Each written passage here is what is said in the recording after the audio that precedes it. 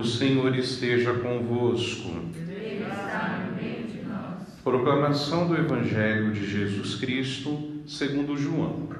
Glória a vós, Senhor. Era o dia da preparação para a Páscoa. Os judeus queriam evitar que os corpos ficassem na cruz durante o sábado, porque aquele sábado era dia de festa solene.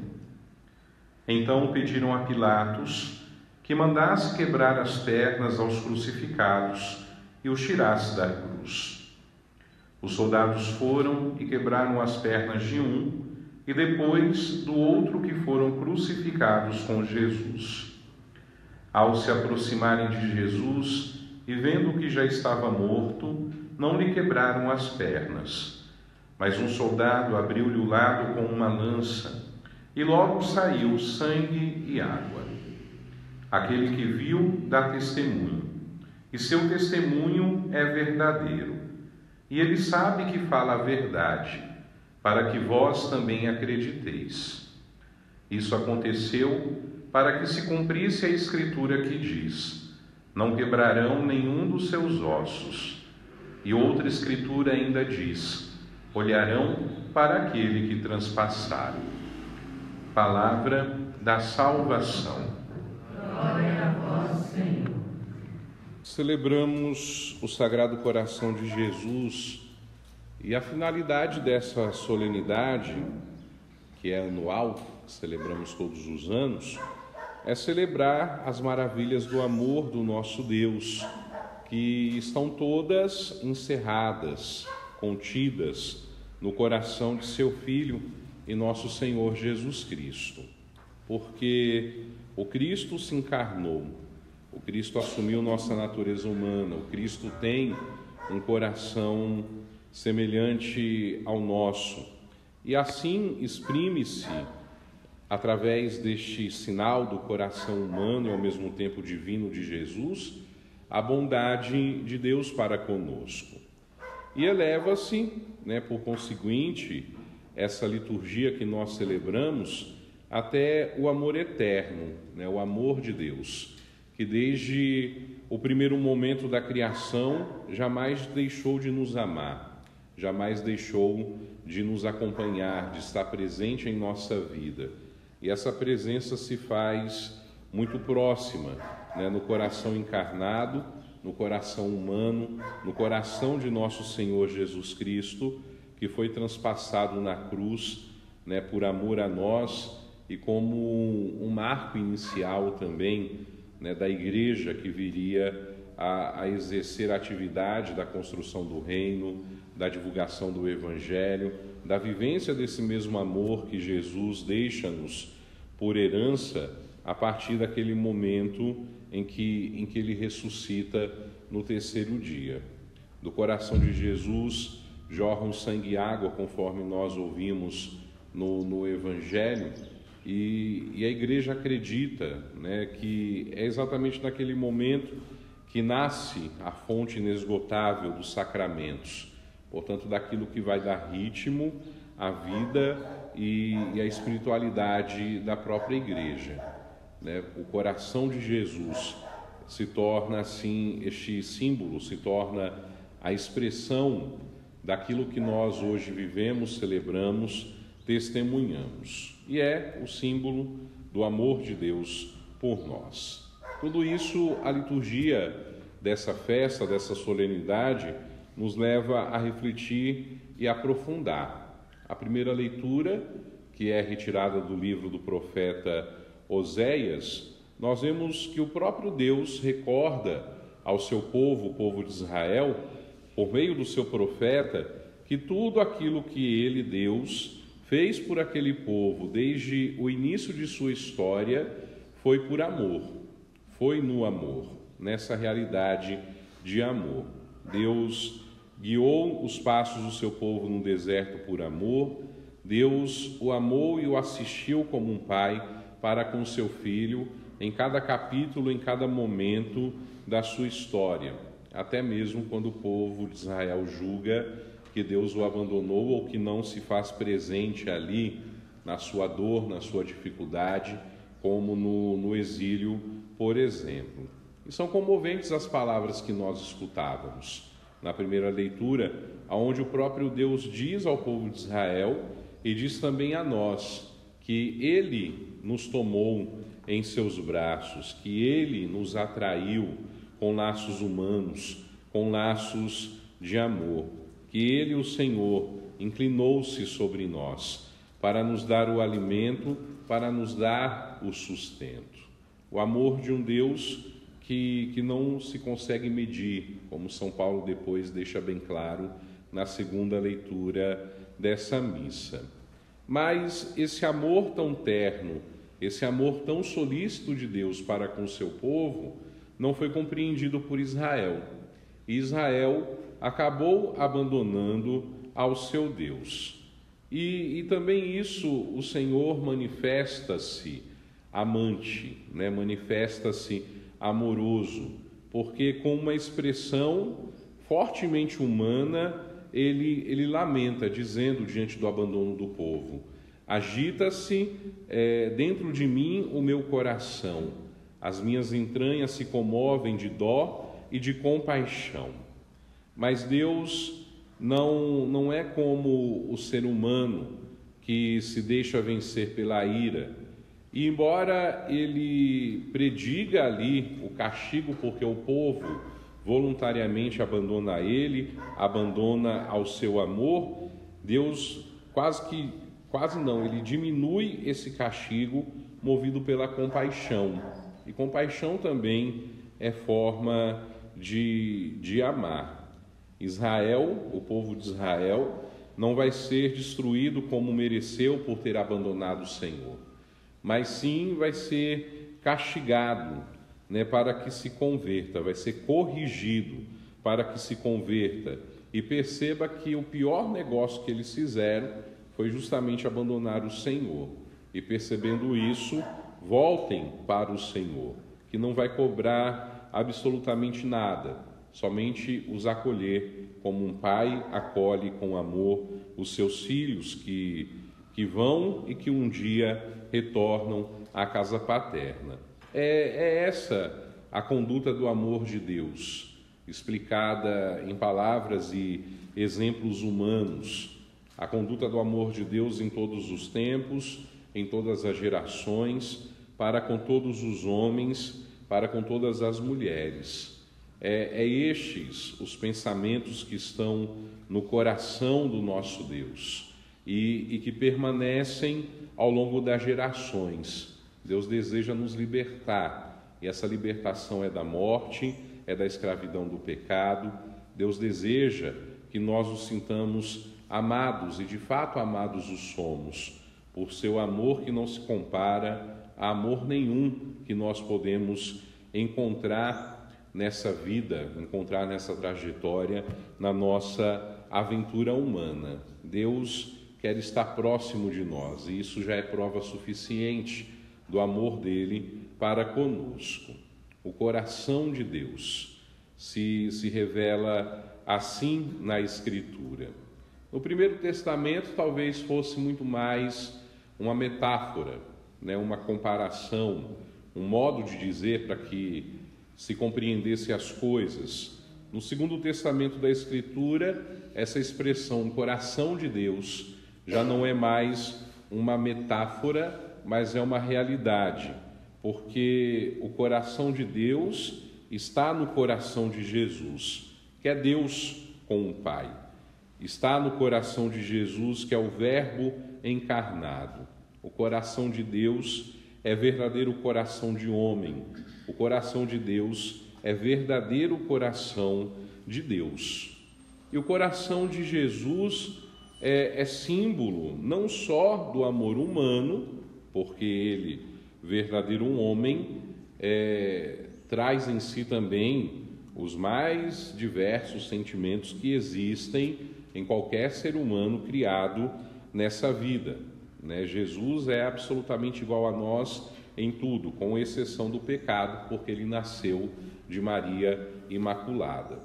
Aquele que é o santo dos santos não poderia nascer com a mancha do pecado original como nós nascemos. Mas fora esse detalhe, nosso Senhor Jesus Cristo é idêntico a nós em tudo, porque ele assumiu a nossa natureza humana.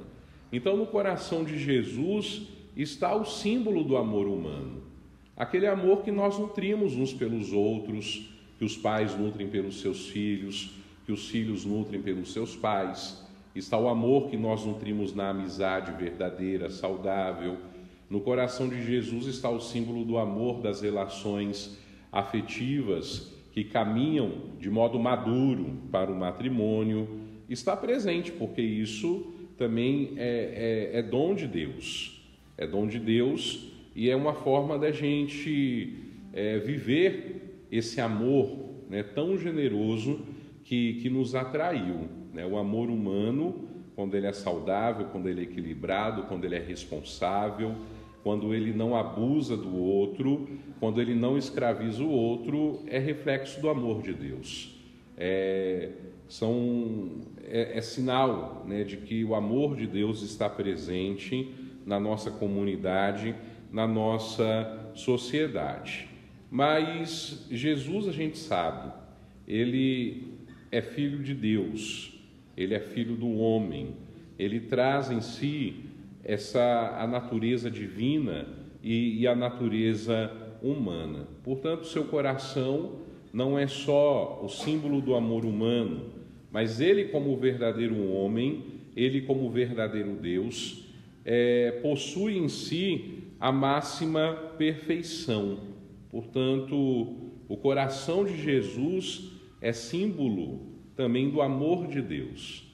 Se o amor que nós vivemos entre nós é reflexo do amor de Deus, o amor que está em Jesus, o amor que Jesus está a oferecer, não é reflexo do amor de Deus. É o próprio amor de Deus, porque Ele é verdadeiro Deus e Ele está unido a Deus de modo verdadeiro, por meio da sua piedosíssima encarnação. Ele é o Verbo, Ele é a palavra de Deus. Portanto, se Deus diz que ama com distinção e com afeto, este amor é o próprio Cristo. Em Cristo está todo o amor eterno, todo o amor infinito de Deus Pai, dele que é Filho e também do Espírito Santo. Cristo é o sacramento que revela e dá a nós este amor. E é exatamente essa, a infinita riqueza de Cristo, do qual nos falava São Paulo na segunda leitura, na sua carta dirigida à comunidade dos Efésios. São Paulo, ele recebeu a missão de anunciar ao mundo as riquezas de Cristo, né, revelando um mistério que estava oculto desde os séculos primeiros em Deus. Nosso Senhor se auto-revelou, isso a gente sabe, isso está registrado no Evangelho. Mas cabe a São Paulo aquela função de nos ajudar a entender da forma mais abrangente possível, de acordo com a limitação da nossa humanidade e da nossa razão, este mistério que é Deus, este mistério que é Cristo. E São Paulo dá uma contribuição muito grande nesse sentido. O que é o mistério de Deus que São Paulo quer nos levar a compreender, nem que seja um pouquinho? É aquele desígnio eterno da salvação. Salvação essa que é universal, né, que é para todo o mundo, para todos os homens e mulheres. E essa salvação deve se realizar em Cristo Jesus, nosso Senhor, porque Ele é o mediador entre Deus, o Pai, e nós, a humanidade. É Jesus que traz a nós o amor de Deus e conforme o desejo desse amor, nos salva, para que nós sejamos reconduzidos a Deus, de modo que nele, em Jesus, o Senhor, nós tenhamos acesso com toda a confiança a Deus, tenhamos acesso ao coração de Deus. São Paulo viveu isso na sua experiência de conversão. Naquele encontro, no caminho para a cidade de Damasco, ele pôde intuir, não definir, intuir as dimensões inimagináveis do amor de Cristo. E é por isso que nas palavras que nós escutamos na segunda leitura, dirigida a Efésios, São Paulo, não consegue achar palavras humanas que possam exprimir essas dimensões. O tamanho do amor de Deus, que o encontrou no caminho de Damasco e o tornou de perseguidor a um ardente apóstolo de Cristo. Se a gente para pensar na nossa história, na nossa caminhada, no nosso encontro com o Senhor, provavelmente também a gente não vai conseguir definir, não facilmente, em palavras humanas, aquilo que aconteceu. É esse o sentimento que existe no coração e no pensamento de São Paulo. Mas, ao mesmo tempo, ele queria que todos os homens, que todas as mulheres, que todo mundo que ele encontrasse por meio do caminho, conhecessem essas dimensões do amor de Deus, fossem cheios do amor de Deus e de toda a plenitude que vem de Deus. E essa plenitude só pode atingir alguém através do mistério do amor de Cristo. Amor que a gente sabe é manifestado de forma tão comovente, constrangedora e realista na cruz do Calvário. São Paulo quer que cada um experimente aquilo que ele experimentou, porque apesar da aparição do ressuscitado confrontar São Paulo, Saulo, por que tu me persegues? Saulo não se sente constrangido, não se sente envergonhado, ele se sente profundamente amado por Deus. E é justamente aquele amor que São Paulo encontra naquele caminho que muda e muda definitivamente a sua vida. O mesmo amor manifestado na cruz por toda a humanidade. E é disso que fala-nos o Evangelho do dia, quando ele completa o quadro, ele completa a reflexão nossa nessa manhã a respeito do amor de Deus para com o ser humano, mostrando literalmente para nós o coração dilacerado de seu Filho, o coração dilacerado de nosso Senhor. Como era já o dia de preparação para a Páscoa, a gente sabe que é a festa mais importante dos judeus, assim como é a festa mais importante para nós, a nova Páscoa, nascida do sacrifício de Cristo. Eles não querem que os corpos, Jesus já está morto, também aqueles dois que foram crucificados com ele já morreram, fiquem o dia inteiro ali, na cruz, mas que os tirem rapidamente e os sepultem rapidamente de acordo com os costumes do lugar, para que possam celebrar a Páscoa, como se pudesse apagar aquela cena terrível que se deu em poucas horas e a multidão, o povo, pudesse celebrar a Páscoa como se nada tivesse acontecido. Mas isso é um outro ponto, um outro detalhe que podemos aprofundar em um outro momento. O que nos chama a atenção no Evangelho que nós escutamos é justamente a afirmação de que um dos soldados abriu o lado de Jesus com uma lança e do seu coração, do lado aberto de Jesus, logo saíram sangue e água. Tem explicação científica, uma vez que Jesus passou por tudo que passou, perdeu todo o líquido do seu corpo praticamente, aquele ali é o último líquido, que o seu corpo, já sem vida, coloca para fora, o sangue juntamente com a água. Mas a gente não fica só na explicação científica, a gente olha este sinal como sendo algo infinito, como sendo um sinal tremendo, como sendo a assinatura do amor de Deus Pai, que para salvar a nós, homens e mulheres pecadores, sacrificou o seu próprio Filho. Naquele sangue e naquela água que jorram do coração de Jesus, nós encontramos o infinito e eterno amor do Filho, que, para reparar a ofensa do pecado, ofereceu-se ao Pai em oblação expiatória, com que pagou a salvação dos homens. Aqueles que tramaram a morte de Jesus acham que são os responsáveis, por terem entregado Jesus, mas Jesus entregou-se livremente, Jesus entregou-se voluntariamente. O sangue e a água que jorram do coração de Jesus testemunham a plena consumação do seu sacrifício, e são símbolos muito expressivos, como eu disse no começo da reflexão, dos sacramentos que hoje nós recebemos, que hoje nós celebramos. Porque cada um dos sacramentos da Igreja tiram a sua eficácia deste sangue que foi derramado, deste sangue que nos salvou, deste sangue que nos salva, que nos cura, que nos livra da realidade da morte e da escravidão.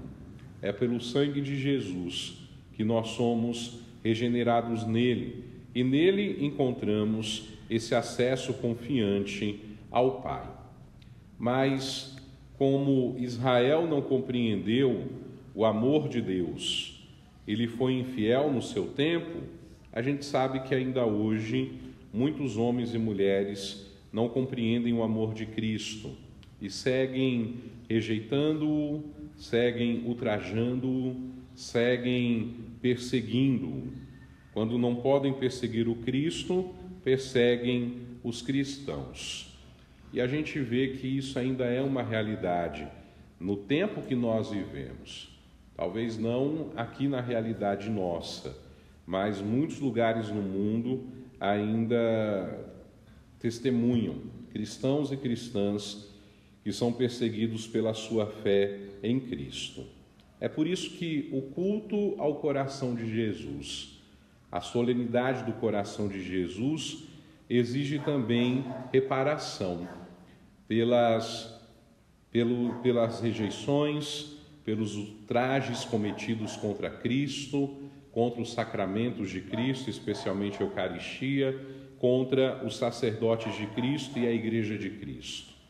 O culto do Sagrado Coração exige reparação contra cristãos e cristãs que continuam a ser perseguidos e sendo mortos pela sua fé.